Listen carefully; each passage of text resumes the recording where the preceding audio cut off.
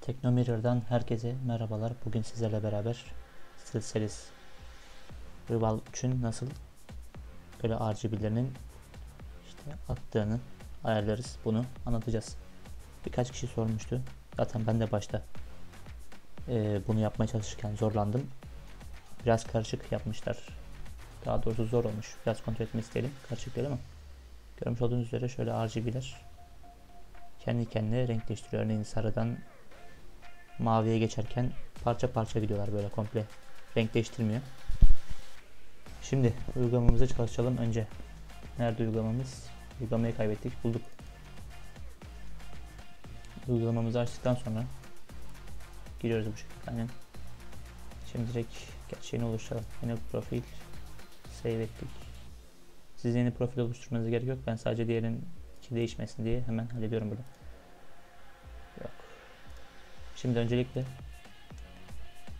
buraya bu yere tıklıyoruz. Ardından Illumination'la öyle okunuyor. Önce şunları bir seçmemiz lazım hepsini. Mix et demiş. Şimdi biz diyoruz ki Color Shift diyoruz. Görmüş olduğunuz üzere ne oluyor? Saçma sapan renkler geçiyor böyle. Ama nasıl geçiyor? Şöyle göstereyim komple. Bak, bir komple pembe yanıyor. Bir komple mavi yanıyor. Şuradan göstersek daha iyi. Bir mor yanıyor. Öyle oluyor. Full. Şöyle yansıması daha iyi gözüküyor. Şimdi biz ne yapacağız burada? Burada history'de size de bu renkler geliyor. Ben daha çok kullandığım için hepsi böyle olmuş mesela. Size bunlar olacak. Burada bulursunuz illaki. Orada yoksa da burada vardır. Böyle rengarenk. Burayı seçiyoruz. Seçtikten sonra bakın yine aynı şekilde komple renk değiştiriyor. Bunun için ne yapacağız? Çok basit. Şuraya giriyoruz. Bunu en aşağı kadar çekiyoruz. Çektiğimizde görmüş olduğunuz gibi artık parça parça gidiyor. İşte sarı geliyor. Ardından yeşil geliyor. Ardından mavi geliyor. Her neyse öyle takılıyor.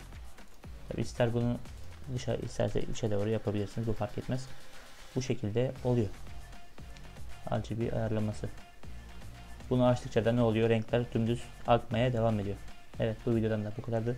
Kendinize iyi bakın. Sonraki videolarda görüşmek dileğiyle. Hoşça kalın. Esen kalın.